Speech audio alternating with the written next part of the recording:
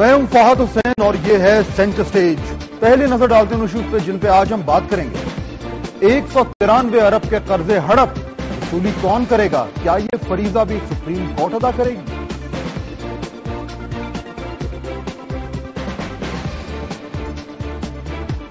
محرم اور حساس صورتحال کے باوجود کوئٹہ میں پرامن ضمنی الیکشن، پنجاب میں کون سے حالات خراب ہیں؟ ہمارے رہنما غیر ملکی تحائف کو ذاتی ملکیت بنانے لگے، اس سلسلے کو فوراً بند کرنے کی ضرورت ہے۔ قاف لیگ کا کہنا ہے کہ این آر او سے ان کا کوئی تعلق نہیں، سیاستدان کب تک اپنا کوڑا ساتھ والے گھر میں پھینکتے رہیں گے؟ ان سب ایشوز پہ بات ہوگی، لیکن پہلے آج کا ویو پوائنٹ۔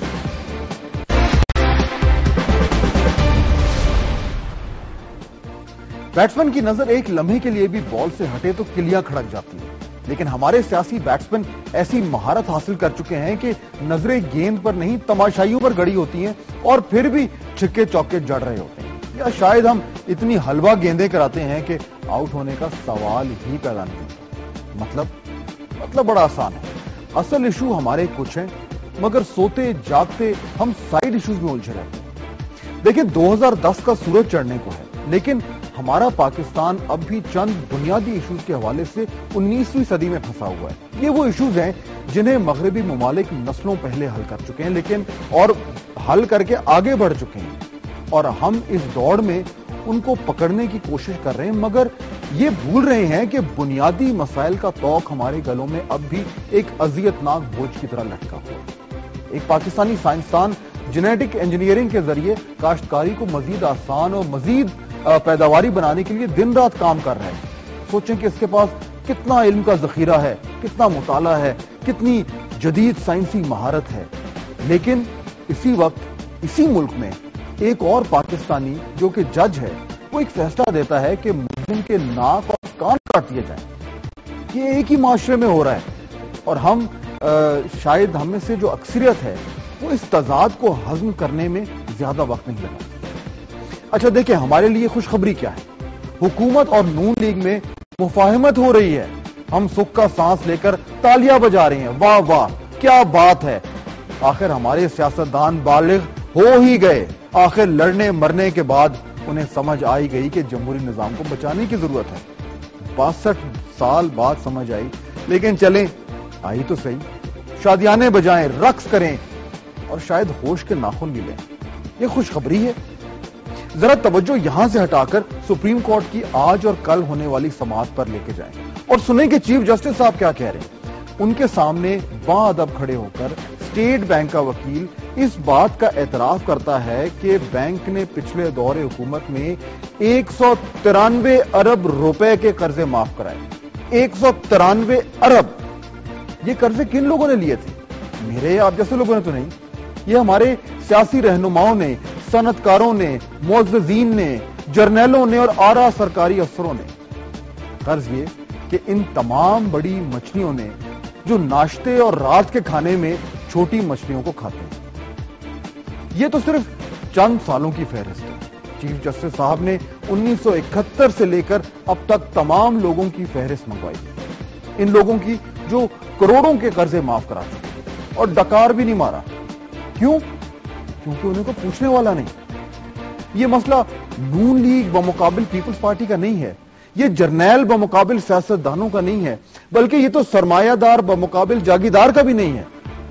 اصل میں یہ مسئلہ، یہ ایشو عوام یعنی عام پاکستانیوں بمقابل خاص پاکستانیوں، یہ حقیقت ہے، مگر ہم اس پر تو شور نہیں کرتے۔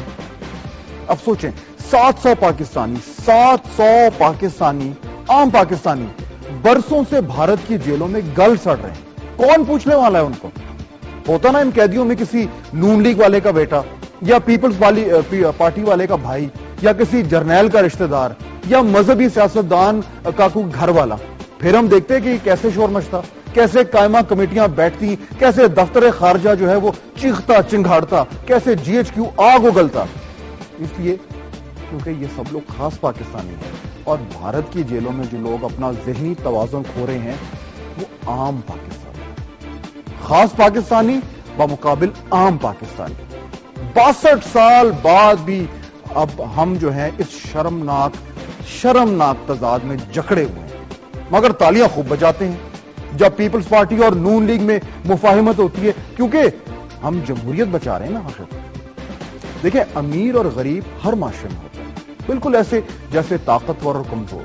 مگر ہمارے ہاں یہ تفریق محض معاشی یا سیاسی یا تعلیمی نہیں ہے، یہ ایک ذہنی بیماری ہے.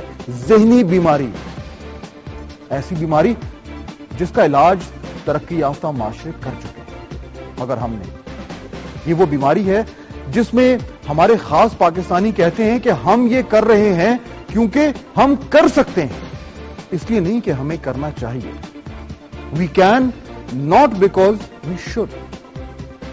اب دیکھیں، فوجی آئین توڑتا ہے کیونکہ وہ توڑ سکتا ہے، سیاستدان قانون توڑتا ہے کیونکہ وہ توڑ سکتا ہے، پولیس والا تھانے میں قیدی کا بازو توڑتا ہے کیونکہ وہ توڑ سکتا ہے.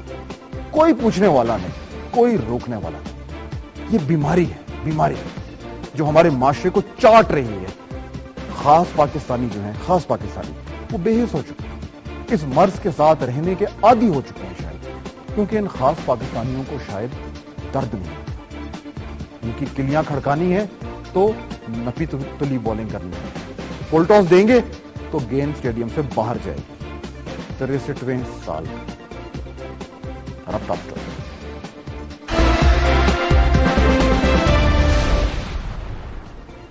آج سپریم کورٹ نے اسٹیٹ بینک آف پاکستان اور دوسرے بینکوں کے سربراہوں کو ہدایت کی کہ 1971 سے اب تک جتنے قرضے معاف کرائے گئے ہیں ان سب کی تفصیل اکٹھی کی جائے اور ان کی واپسی کے لیے تجاویز بھی مرتب کی جائے. اکتوبر 2007 میں از خود نوٹس کی بنیاد پر یہ معاملہ سپریم کورٹ نے اٹھایا.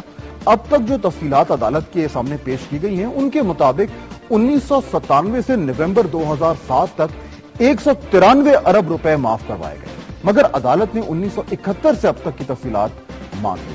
یہ کیس بہت حوالوں سے اہم ہے. پہلی دفعہ ایک ایسا معاملہ زیر بحث آیا ہے جس نے مالی سکینڈلز کو عوامی بحث کا حصہ بنایا ہے.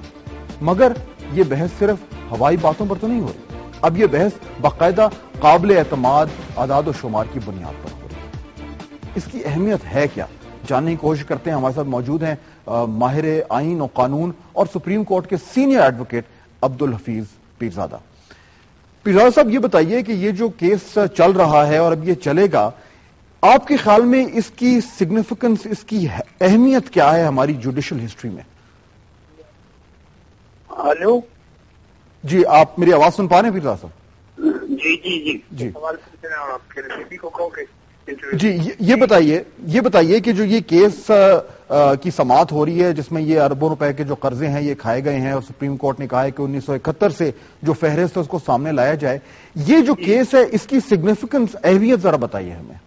یہ دراصل یہ جو کنٹروورسی شروع ہوئی ہے پہلے بھی ہوتی رہی ہے، لیکن یہ خاص ریسنٹلی جو کنٹروورسی ہوئی 2002 میں اسٹیٹ بینک آف پاکستان کی طرف سے ایک سرکولر ایشو ہوا جس کو کہتے ہیں سرکولر نمبر 29. اس میں یہ کہا گیا کہ جو نان پرفارمنگ لونز ہیں، یعنی جو لوگ ڈیفالٹرز ہیں جو پے نہیں کر رہے ہیں اپنے قرضے، ان کے لونز رائٹ آف کر دیے جائیں اور کچھ ہدایات دی گئی کہ کیسے پیسے ریکور کیے جائیں. لیکن اس کے نتیجے میں کوئی 50,000 کے قریب لونز سے وہ رائٹ آف ہوئے اور ان کی وہ مقدار جو تھی وہ 54 بلین روپیز تھے 2002 کے بعد. اور یہ اس کا مطلب یہ ہوا کہ جو لون ادا نہ کرے، جو اپنی آئینی اور قانونی ذمہ داریاں پوری نہ کرے، اپنے وعدے پورے نہ کرے، اس کو تو آپ ایک یہ فائدہ دے دیتے ہیں کہ جناب آپ کا لون ہم نے رائٹ آف کر دیا اور 10 روپے کے بجائے آپ ہمیں 2 روپے دے دیجئے 3 سال میں. باقی جو اوور ویلمنگ میجورٹی ہے جو قانون کے پابند ہیں، جو اپنے لونز کی سروس کر رہے ہیں ریگولرلی اور اس کے اوپر انٹرسٹ پے کر رہے ہیں یا مارک اپ پے کر رہے ہیں، ان کو آپ پنش کر رہے ہیں. ٹھیک ہے، تو یہ ڈسکریمنیشن ہے بڑا، جس بنیاد پر سپریم کورٹ نے نوٹس لیا ہے.